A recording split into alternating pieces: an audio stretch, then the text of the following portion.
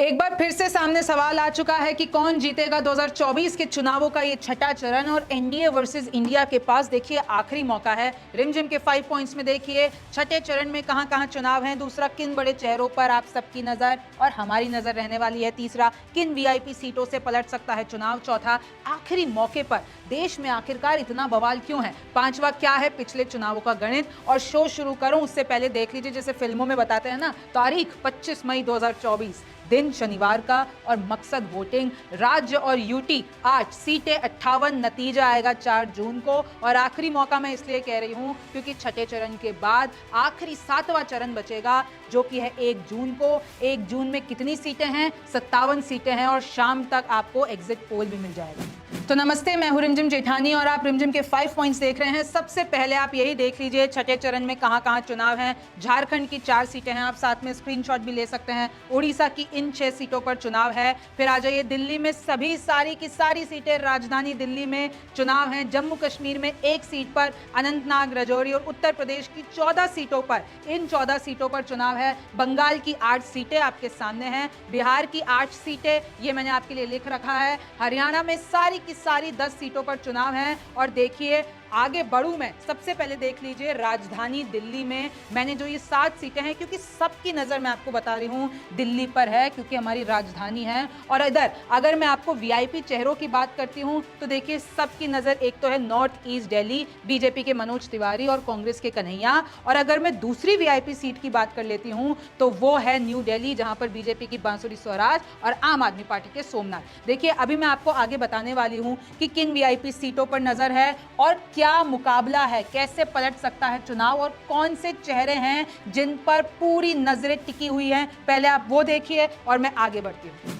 छठे चरण में हरियाणा के पूर्व मुख्यमंत्री मनोहर लाल करनाल सीट से लड़ रहे हैं। जम्मू कश्मीर की पूर्व मुख्यमंत्री महबूबा मुफ्ती अनंतनाग राजौरी सीट से लड़ रही हैं। यूपी के पूर्व सीएम जगदम्बिका पाल डुमरियागंज से मैदान में हैं और केंद्रीय मंत्री धर्मेंद्र प्रधान उड़ीसा के संबलपुर से, केंद्रीय मंत्री राव इंद्रजीत और अभिनेता राज बब्बर गुरुग्राम से, केंद्रीय मंत्री कृष्णपाल गुर्जर फरीदाबाद से, पूर्व केंद्रीय मंत्री मेनका गांधी सुल्तानपुर से, मनोज तिवारी और कन्हैया कुमार दोनों उत्तर पूर्वी दिल्ली में आमने सामने हैं। नवीन जिंदल कुरुक्षेत्र से मैदान में है। पूर्व दिल्ली सीएम सुषमा स्वराज की बेटी बांसुरी स्वराज नई दिल्ली से मैदान में है। बीजेपी के स्टार प्रवक्ता संबित पात्रा पुरी से और अभिनेता और सिंगर निरहुआ आजमगढ़ से, और पूर्व हाईकोर्ट जज अभिजीत गंगोपाध्याय बंगाल के तामलुक से चुनाव लड़ रहे हैं।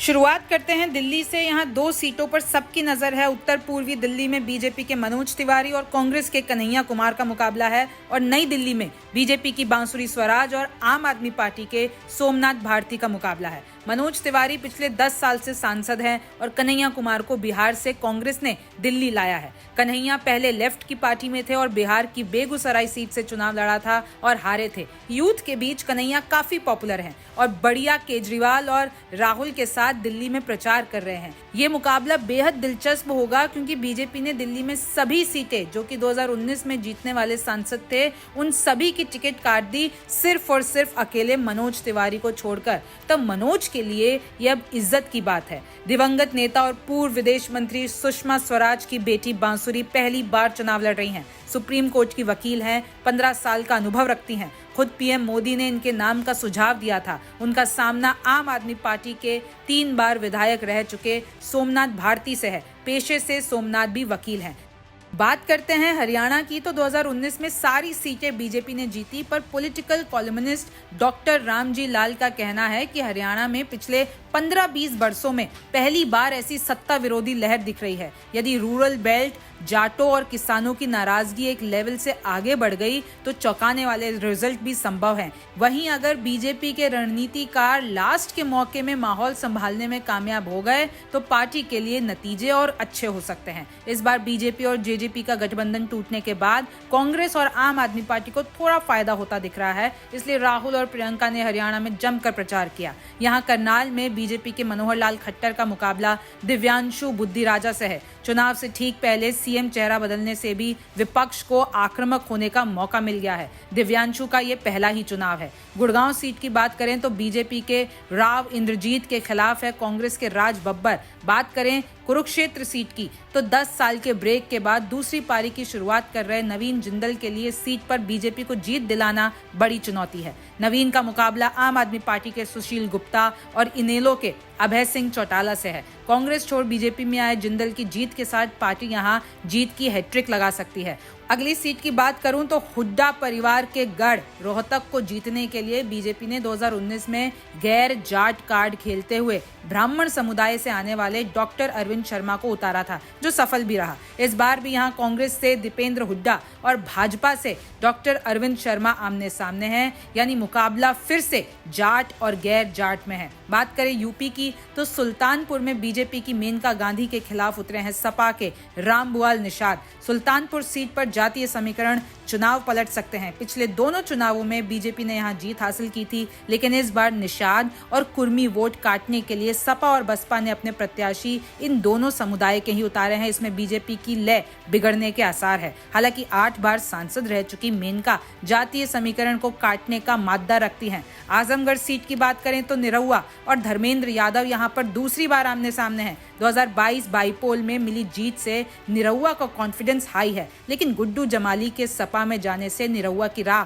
मुश्किल हो गई है। उधर अखिलेश के भाई धर्मेंद्र को सपा के साथ इंडिया गठबंधन का भी सपोर्ट मिल रहा है। आजमगढ़ में सपा के लिए नाक बचाने की लड़ाई है। परिवार की सीट को वापस पाने के लिए पूरा यादव कुनबा एक्टिव है। जम्मू कश्मीर में अनुच्छेद 370 हटने के बाद पहली बार लोकसभा चुनाव हो रहा है। अनंतनाग राजौरी सीट पर पहले तीसरे फेज में वोटिंग होनी थी, लेकिन बाद में इसे छठे फेज के लिए शेड्यूल कर दिया गया। इस बार पीडीपी चीफ और पूर्व सीएम महबूबा मुफ्ती की साख दाव पर है। हालांकि यहाँ महबूबा से ज्यादा मियां अल्ताफ का भी जलवा दिखाई दे रहा है। बात करते हैं उड़ीसा की और वहां पर पूरी सीट की, जो कि बीजू जनता दल का गढ़ माना जाता है। नेशनल पॉलिटिकल सेलिब्रिटी के तौर पर मशहूर संबित पात्रा और आईपीएस रहे अरूप मोहन की सीट पर टक्कर दिलचस्प होगी। बीजेपी के संबित 2019 में भी मात्र 11,000 वोटों से ये सीट हार गए थे। बिहार के सिवान में हिना शहाब के निर्दलीय चुनाव लड़ने से मुकाबला 3 तरफा हो गया है। वे पिछले 3 चुनाव हार चुकी हैं, लेकिन पति शहाबुद्दीन की मौत के बाद ये पहला चुनाव होगा। जेडीयू के लक्ष्मी कुशवाहा को टिकट दिया है और आरजेडी हिना से किनारा करके 3 बार के विधायक अवध बिहारी को मैदान में लाई है। पश्चिम बंगाल की बात करूं तो ममता सरकार की केंद्र सरकार से लगातार हर मुद्दे पर जंग देखने को मिलती है। चुनावी मैदान में भी यही नजारा है। कलकत्ता हाईकोर्ट के पूर्व जज के खिलाफ टीएमसी ने एक युवा चेहरे को टिकट दिया है। यही सीट अधिकारी बंधुओं के वर्चस्व के लिए भी जानी जाती है। यहाँ टीएमसी बीजेपी दोनों के लिए जीतना बेहद अहम है। अब चौथे पे आ जाते हैं। आखिरी मौके पर देश में बवाल क्यों हो रहा है? देखिए, अभी वोटिंग परसेंटेज पे जो बवाल चल रहा है, आप सबको पता है, सुप्रीम कोर्ट में पूरा विपक्ष पहुंच जाता है कि इलेक्शन कमीशन वोटिंग परसेंटेज में गड़बड़ी कर रहा है।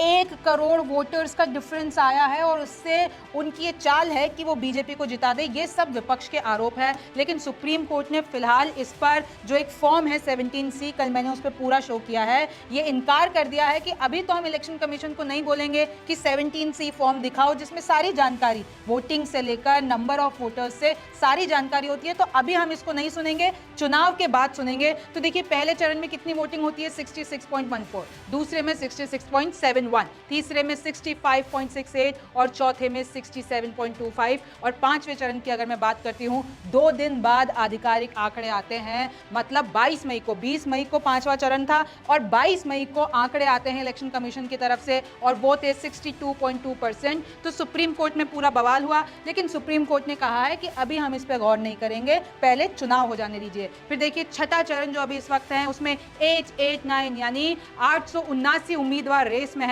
हरियाणा में 10 सीटों पर 223 उम्मीदवार हैं, यानी देख लीजिए हरियाणा में तो सबसे ज्यादा उम्मीदवार हैं। उड़ीसा की साथ में 42 विधानसभा सीटों पर भी वोटिंग होनी है, यानी विधानसभा चुनाव भी है उड़ीसा में। अब 5वां है कि आखिरकार पिछले चुनावों का गणित क्या है। तो देखिए, उत्तर प्रदेश से हम शुरुआत करते हैं। 14 सीटों पर, जिन 14 सीटों पर छठे चरण में चुनाव है, उसमें से 10 तो बीजेपी ने जीती हुई हैं और 4 बसपा ने जीती हुई है। मैंने सामने आपके लिए लिख रखा है कौन कौन सी सीट। और मैं आपको इसमें बता दूं, आजमगढ़ में 2019 में सपा जीती थी, लेकिन फिर 2022 में उपचुनाव होते हैं तो बीजेपी जीत जाती है। खैर, जम्मू कश्मीर की एक सीट है जहां पर जेकेएनसी जीती, इस छठे चरण की मैं बात कर रही हूँ। बंगाल की 8 सीटों पर 5 पे तो बीजेपी जीती और 3 पे टीएमसी जीती, आपके सामने है। दिल्ली की सारी 7 सीटों पर बीजेपी ने दर्ज की जीत। और देखिए इस बार मामला, केजरीवाल जेल के अंदर गए, फिर बाहर आ जाते हैं, राहुल गांधी और आम आदमी पार्टी यानी कांग्रेस और आम आदमी पार्टी मिलकर लड़ रहे हैं। तो अब दिल्ली सीट पर तो सबकी नजरें वैसे भी हैं, और अब ये जो 7 सीटें हैं वो बीजेपी पूरी की पूरी जीत जाती है कि एक आधा इंडिया गठबंधन ले जाता है या फिर ज्यादा ले जाता है, ये बड़ा सवाल है। अब देखिए यूपी में आपको बता चुकी हूं, फिर आगे आइए बिहार की 8 सीटें 4 बीजेपी ने जीती, 3 जेडीयू ने और 1 एलजेपी ने जीती। हरियाणा में सारी की सारी 10 सीटें बीजेपी ने जीती। पर यहां भी आपको पता होगा कि बीजेपी का हाल ही में गठबंधन टूट गया है और अब मामला जो ये इंडिया गठबंधन का पूरा फोकस है वो हरियाणा की तरफ चला गया है कि कैसे ये सीटें बीजेपी से छीनी जाएं। फिर देखिए झारखंड की 4 सीटें में बीजेपी 3 और एजेएसयू पार्टी है उसने 1 जीती, मैंने आपके लिए सामने लिख रखा है। उड़ीसा की 6 सीटों पे 4 पे बीजेडी यानी बीजू जनता दल नवीन पटनायक की पार्टी और 2 पर बीजेपी। तो ये सारा है पिछले चुनावों का गणित, और अब आगे क्या होगा ये देखना आपके लिए भी इंटरेस्टिंग है और मेरे लिए भी इंटरेस्टिंग है। आप वोट जरूर कीजिएगा। और मैं आपको बता दूं न्यूज़ 24 और रिमझिम के 5 पॉइंट्स आपको देखना बेहद जरूरी है। आप बने रहिए हमारे साथ। मैं हूं रिमझिम जेठानी, फिर मुलाकात होगी।